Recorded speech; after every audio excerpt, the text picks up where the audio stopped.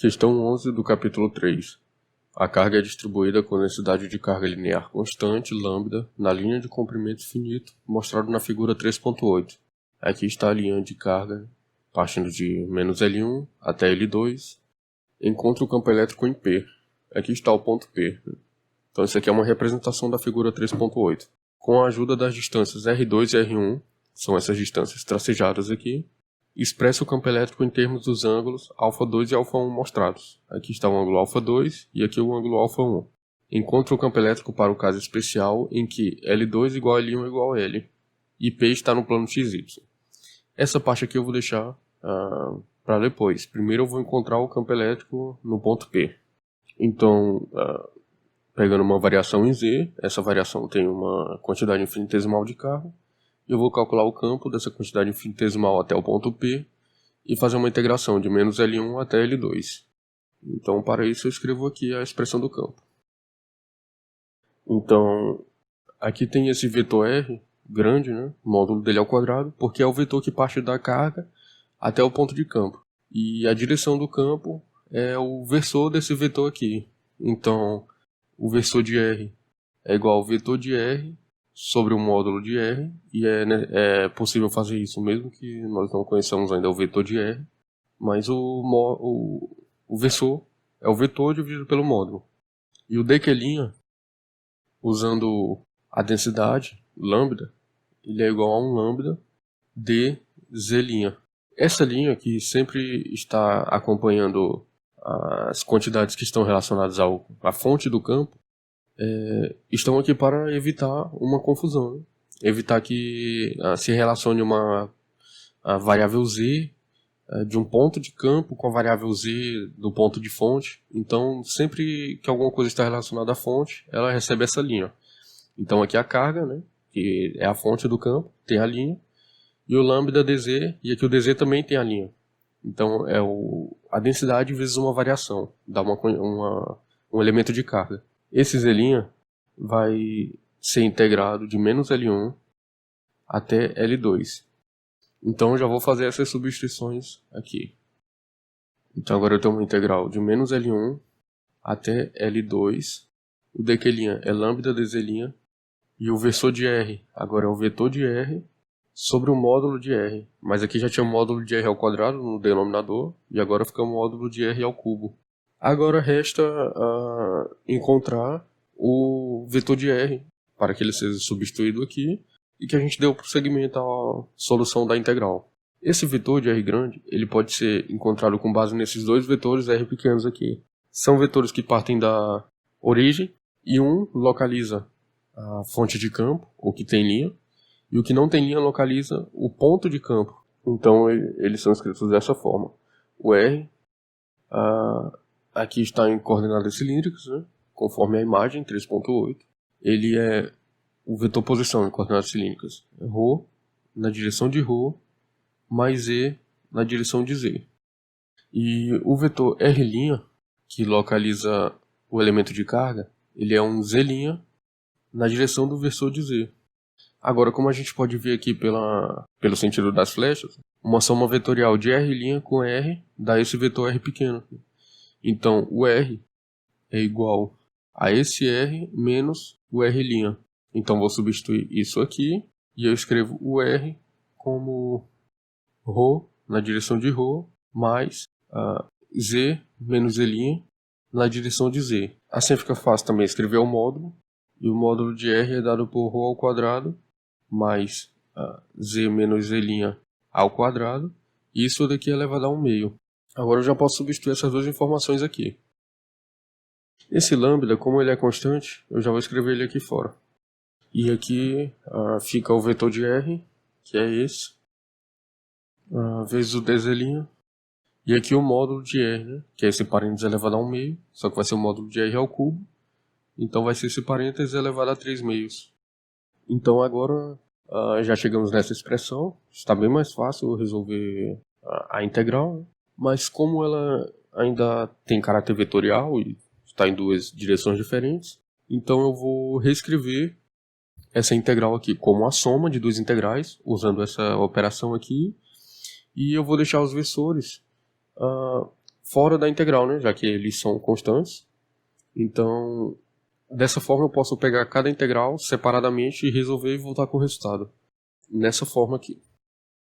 Para essa primeira, eu posso tirar o ρ também da integral.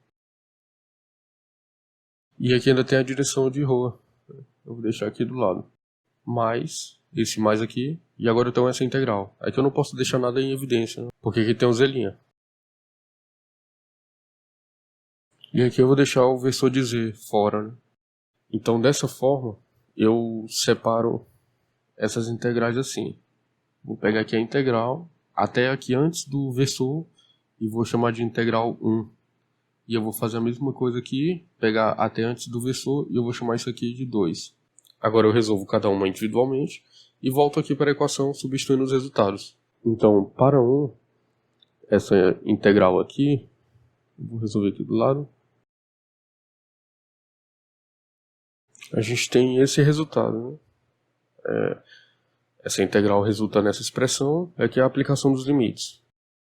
Que esse ρ não depende de z', né? Então já deixei aqui em evidência. Então essa daqui é a aplicação do limite superior, né? Onde tinha a variável que foi integrada aqui, eu substituí por L2. E agora vem menos, né? A aplicação em L1. Mas a aplicação em L1, aqui vai ficar menos L1 menos Z.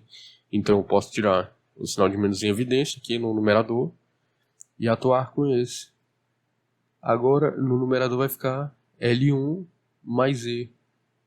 E agora eu vou reescrever o denominador substituindo o z' por menos L1. Então aqui essa é a resposta para a integral 1. Né?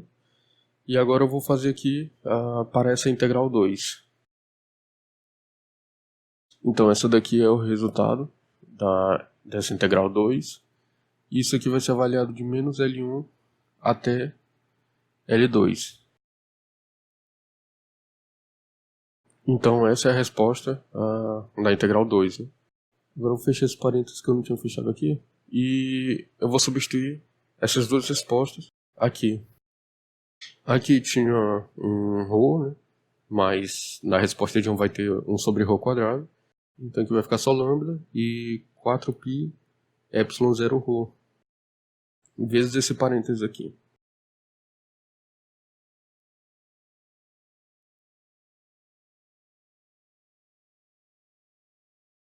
Então, agora nós chegamos nessa expressão. Nós podemos voltar aqui no enunciado. O que nós fizemos foi isso. Encontre E em P. Essa daqui é a expressão do campo elétrico no ponto P. Mas a questão vai além. Com a ajuda das distâncias R2 e R1, expressa o campo elétrico em termos dos ângulos α2 e α1 mostrados. Então nós vamos fazer essa parte agora. E aqui agora nós precisaríamos de um pouco de conhecimento de geometria, né? Trigonometria. Essa linha reta aqui. Essa linha contínua aqui é a projeção do ponto P no eixo Z.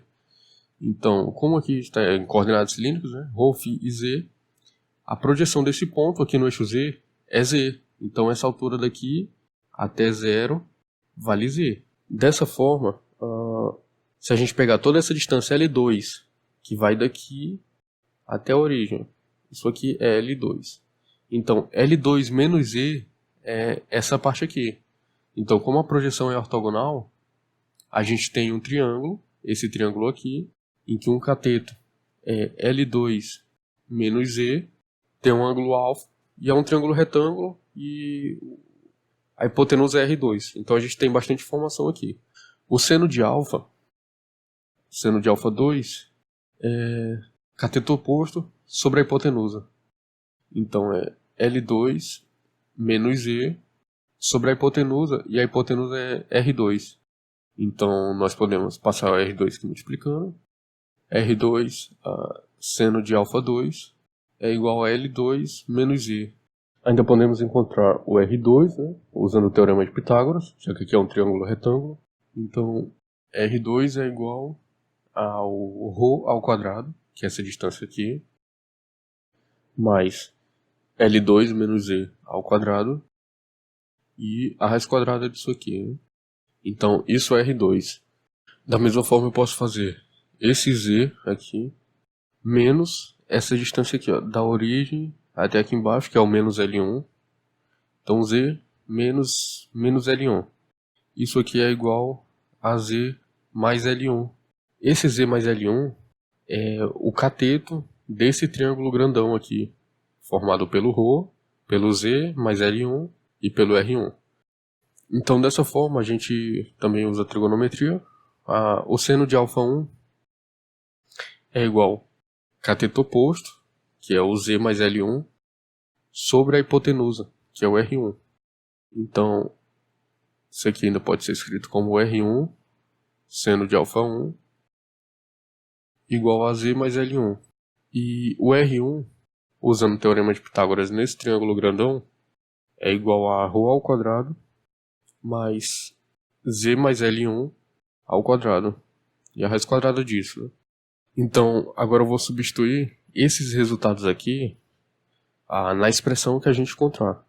Então, vou marcar aqui de vermelho. Aqui tem ρ ao quadrado mais Z menos L2 ao quadrado. ρ ao quadrado mais Z menos L2 ao quadrado é o R2.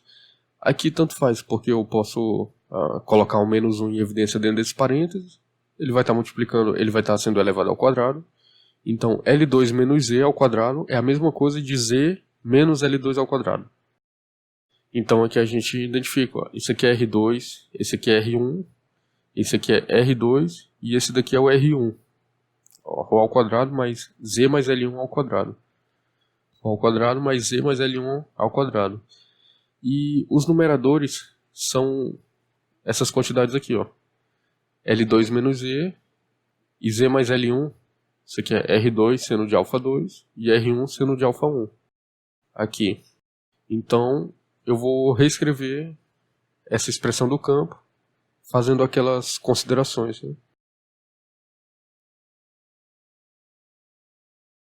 Então, aqui fica 1 sobre R2 menos 1 sobre R1 na direção de Z. Aqui eu posso simplificar, né? R1 com R1, R2 com R2. Então vou recopiar isso daqui. E ainda tem mais observações que a gente pode fazer a partir da figura para mudar aqui na direção de Z. Essa resposta fazer com que ela dependa de α1 e α2. Então vou fazer aqui em vermelho. O cosseno de α1 é igual ao cateto adjacente. Então o cateto adjacente é ρ sobre a hipotenusa, que é R1. O que implica que cosseno de α1 sobre ρ é igual a 1 sobre R1. Da mesma forma, o cosseno de α2 é esse ângulo aqui, é o cateto adjacente, que é o ρ, sobre a hipotenusa, que é R2. Então isso implica que o cosseno de α2 sobre ρ é igual a 1 sobre R2. Então a gente vai substituir isso daqui na expressão que a gente tem até agora. Então aqui vai ficar só repetindo essa parte.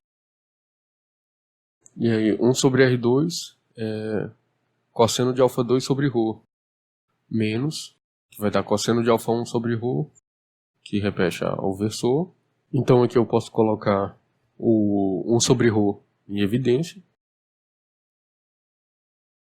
E colocar esse lambda sobre 4πε0ρ em evidência agora. Essa daqui agora é a expressão mais simplificada para o ponto P. Então, vamos ver até agora, onde nós já progredimos na solução. Encontre E em P. Isso a gente já fez antes. Com a ajuda das distâncias R2 e R1, expresse E em termos dos ângulos α2 e α1 mostrados. Isso a gente fez agora. Então, falta encontrar o campo elétrico para o caso especial em que L2 igual a L1 igual a L e P está no plano XY. Vamos entender logo isso daqui. L2 igual a L1 igual a L quer dizer que tanto L2 é igual a L, L1 é igual a L, então não faz sentido distinguir dando rótulos para cada uma distância dela, só chamar de L. Então, a partir da origem, isso daqui vai L para cima e L para baixo. E o ponto P está no plano XY. Então, o ponto P está bem na metade, né? Então, o R2 é igual ao R1 e o α2 fica igual ao α1. E agora é só fazer essas considerações lá no nesse último resultado que nós temos agora. Então eu vou fazer essa separação aqui e eu copiar. Agora, alfa 2 é igual a alfa 1, que é igual a alfa. Então, isso aqui eu só vou escrever como seno de alfa mais seno de alfa na direção de ρ. E também a mesma coisa vai aparecer com cosseno. Cosseno de alfa menos cosseno de alfa na direção de z. Então, essa parte em z já zera logo. Então aqui, seno de alfa mais seno de alfa é igual a 2 seno de alfa. Então, lambda 2 seno alfa e 4π ε0 ρ. Uma outra coisa agora para esse seno de alfa é que a imagem agora tem essa configuração. Então, está aqui o ponto P. Então aqui é menos L. Tem a mesma distância aqui. L. Isso aqui é ρ. E aqui é uma projeção ortogonal. Então, aqui é alfa e aqui é alfa. Agora, o seno de alfa é igual ao cateto oposto, que é o L, sobre a hipotenusa. A hipotenusa eu posso encontrar fazendo o teorema de Pitágoras aqui, né? Ρ ao quadrado mais L ao quadrado. Então, eu vou substituir isso aqui e já vou simplificar esse 2 com esse 4. Então, aqui eu fico com lambda L. Esse 2 eu simplifiquei aqui. E tem esse ρ que eu esqueci de copiar aqui, né? Então fica lambda L ρ, e no denominador fica 2π ε0, ainda tem esse ρ, e isso daqui é elevado ao meio, ρ ao quadrado mais L ao quadrado. Então, dessa forma, a gente encontrou o campo elétrico para o caso especial, que tem essas configurações, e assim a questão fica completamente resolvida.